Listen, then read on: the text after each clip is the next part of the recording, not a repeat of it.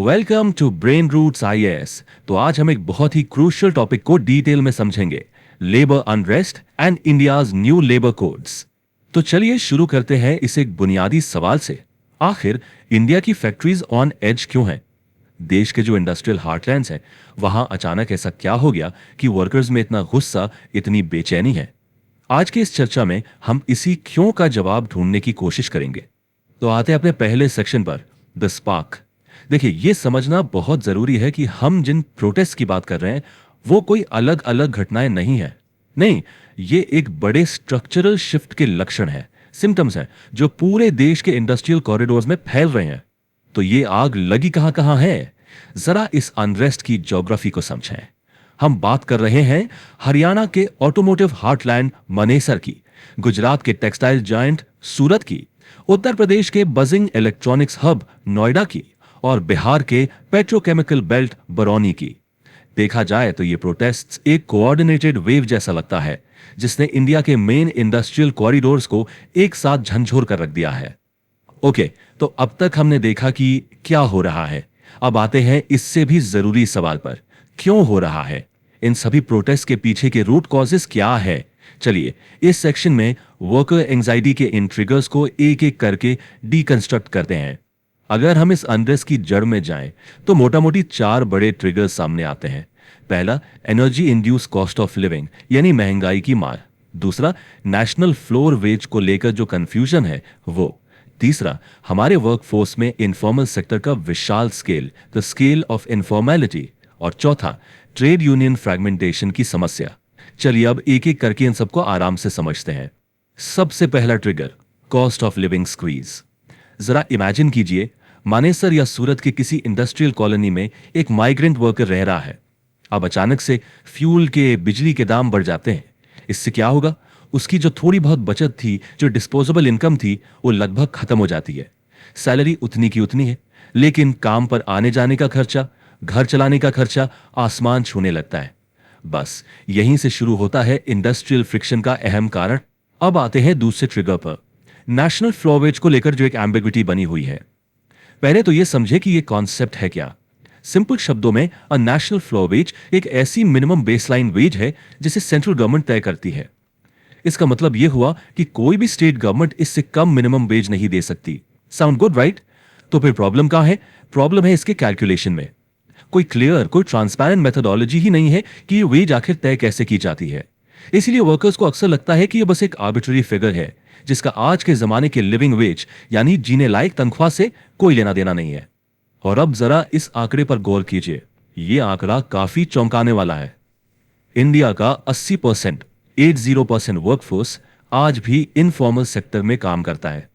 इसका मतलब क्या हुआ? इसका मतलब यह है कि ये लोग एक तरह के प्रोटेक्टिव वैक्यूम में जी रहे हैं, यानी इन पर ज्यादातर कानूनी सुरक्षा या सोशल सिक्योरिटी बेनिफिट्स लागू ही नहीं होते। तो सोचिए, आप कितने भी अच्छे कानून बना ले कागज पर, लेकिन उन्हें नोएडा या सूरत की उन हजारों छोटी छोटी अनरजिस्टर्ड फैक्ट्री यूनिट्स में लागू करवाना अपने आप में एक बहुत बड़ा चैलेंज है।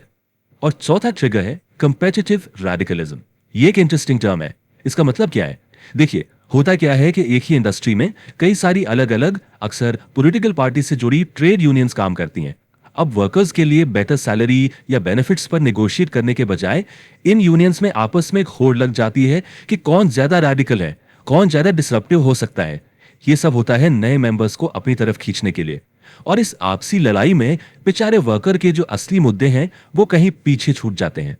तो इतनी सारी प्रॉब्लम्स हैं, इनके जवाब में गवर्नमेंट ने क्या किया? क्या है उनका लेजिस्लेटिव रिस्पॉन्स? यही हमें ले आता है द बिग फिक्स पर, द न्यू लेबर कोड्स। ये कोई छोटा मोटा बदलाव नहीं है, ये एक बहुत बड़ा रिफॉर्म है। इसके तहत 29 पुराने अलग अलग सेंट्रल लेबर लॉज को कंसोलिडेट करके एक सिंपल 4 पिलर सिस्टम में बदल दिया गया है। और ये स्लाइड इस बदलाव के स्केल को, इसके आकार को बहुत अच्छे से दिखाती है। देखिए, पहले क्या था? 29 अलग अलग कानूनों का एक जाल, एक कॉम्प्लेक्स वेब जिसमें सब उलझ जाते थे। और अब क्या है? एक साफ सुथरा स्ट्रीमलाइन सिस्टम जिसमें सिर्फ 4 लेबर कोड्स हैं। सच कहूं तो ये एक लैंडमार्क लेजिस्लेटिव शिफ्ट है, इसमें कोई डाउट नहीं है। तो इन 4 कोड्स में से पहला है कोड ऑन सोशल सिक्योरिटी 2020। और इसका सबसे रेवोल्यूशनरी, सबसे क्रांतिकारी फीचर जानते हैं क्या है? इंडियन हिस्ट्री में पहली बार यह कानून गिग और प्लेटफॉर्म वर्कर्स को मान्यता देता है। हाँ, वही आपके स्विगी, जोमैटो, उबर के पार्टनर्स। ये कोड कहता है कि इन एग्रीगेटर्स को, यानी इन कंपनीज को, अपने सालाना टर्नओवर का 1 से 2% इन वर्कर्स के लिए बने एक सोशल सिक्योरिटी फंड में डालना होगा। ये एक बहुत बड़ा पॉलिसी शिफ्ट है। हम ट्रेडिशनल एम्प्लॉयर एम्प्लॉय वाले मॉडल से अब aggregator partner model of responsibility की तरफ बढ़ रहे हैं। अब दूसरा कोड है इंडस्ट्रियल रिलेशंस कोड 2020। ये सीधे सीधे दो बड़ी समस्याओं पर वार करता है। पहला, ये इंट्रोड्यूस करता है फिक्स टर्म एम्प्लॉयमेंट या एफटीई। इसका मतलब है कि अब कंपनीज किसी खास प्रोजेक्ट के लिए वर्कर्स को एक फिक्स टाइम के लिए हायर कर सकती हैं। लेकिन, और ये लेकिन बहुत इंपॉर्टेंट है, उन्हें परमानेंट स्टाफ वाले सारे बेनिफिट्स देने होंगे। दूसरा, याद है हमने यूनियन फ्रैगमेंटेशन की बात की थी? उससे निपटने के लिए ये कोड लाता है 51% रूल। इसका मतलब साफ है, किसी फैक्ट्री में बातचीत करने वाली यानी निगोशिएटिंग यूनियन सिर्फ एक होगी, और वो वही होगी जिसके पास कम से कम 51% वर्कर्स का सपोर्ट हो। तीसरा पिलर है occupational safety, health and working conditions code, जिसे हम OSH कोड भी कहते हैं। इसके 2-3 की पॉइंट्स हैं। पहला ये कहता है कि देश के सभी अनऑर्गेनाइज्ड वर्कर्स का एक नेशनल डेटाबेस बनाया जाए और उसे ई श्रम पोर्टल से जोड़ा जाए। दूसरा, ये इंडस्ट्रियल इंजरीज यानी काम के दौरान चोट लगने पर विक्टिम कॉम्पेंसेशन को मैंडेटरी बनाता है। अब वर्कर को मालिक के रहमो करम पर नहीं रहना पड़ेगा कि वो कुछ मुआवजा देगा या नहीं। अच्छा, ये सब तो हो गए कानून, लेकिन इन नए कानूनों को जमीन पर उतारने के लिए एक मजबूत डिजिटल इंफ्रास्ट्रक्चर भी तो चाहिए, है ना? तो अब इस सेक्शन में हम देखेंगे कि कैसे डिजिटल टूल्स उस इनविजिबल वर्कर को, जिसे कोई नहीं देखता था, उसे विजिबल बनाने में हेल्प कर रहे हैं। इसमें 2 इनिशिएटिव्स पर खास ध्यान देना जरूरी है। पहला है ई श्रम पोर्टल। ये पोर्टल क्या करता है? ये अनऑर्गेनाइज्ड वर्कर्स को एक यूनिवर्सल अकाउंट नंबर या यूएएन देता है। और ये इतना जरूरी क्यों है? क्योंकि इस यूएएन के जरिए एक माइग्रेंट वर्कर अपने सोशल सिक्योरिटी बेनिफिट्स को एक शहर से दूसरे शहर ले जा सकता है, जिसे कहते हैं पोर्टेबिलिटी। और दूसरा इनिशिएटिव है शी बॉक्स। ये खास तौर पर महिलाओं के लिए एक ऑनलाइन पोर्टल है, जहां वो वर्कप्लेस हैरेसमेंट की शिकायत सीधे दर्ज करवा सकती हैं। एक सेफ वर्किंग एनवायरनमेंट के लिए ये एक बड़ा कदम है। तो यहां पर एक बहुत बड़ा सवाल खड़ा होता है, अगर इतने अच्छे नए कानून आ गए हैं, डिजिटल टूल्स भी बन गए हैं, तो फिर प्रोटेस्ट्स रुक क्यों नहीं रहे? लोग अभी भी सड़कों पर क्यों हैं? यही सवाल हमें ले आता है अपने एनालिसिस के सबसे इंपॉर्टेंट हिस्से पर, द इम्प्लीमेंटेशन गैप, यानी कानून की किताब और जमीन की हकीकत के बीच का फासला। आइए समझते हैं कि यह गैप इतना बड़ा क्यों है। 1 मिनट के लिए इस समरी टेबल को देखिए।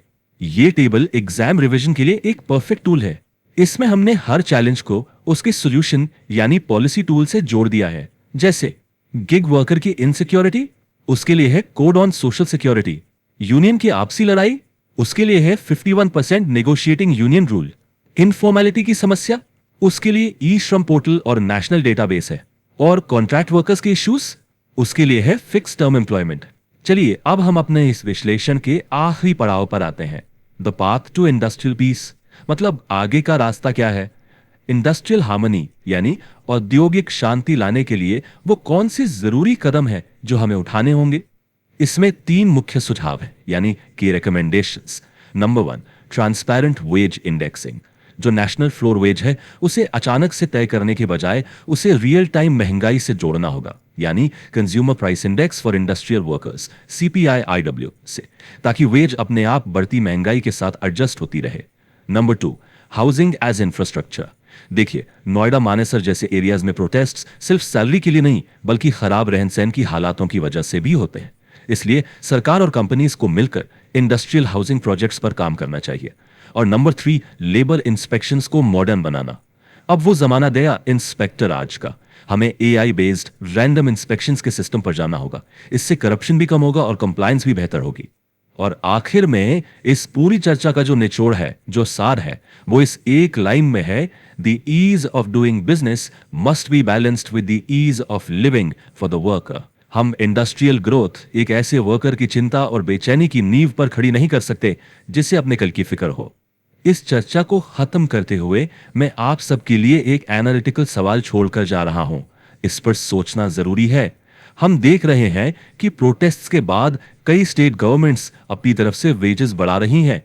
तो क्या ऐसा लगता है कि ये जो स्टेट लेवल वेज हाइक्स हैं, ये कहीं ना कहीं नेशनल फ्लोर वेज के सेंट्रल कॉन्सेप्ट को कमजोर तो नहीं कर रहे? सोचिएगा जरूर।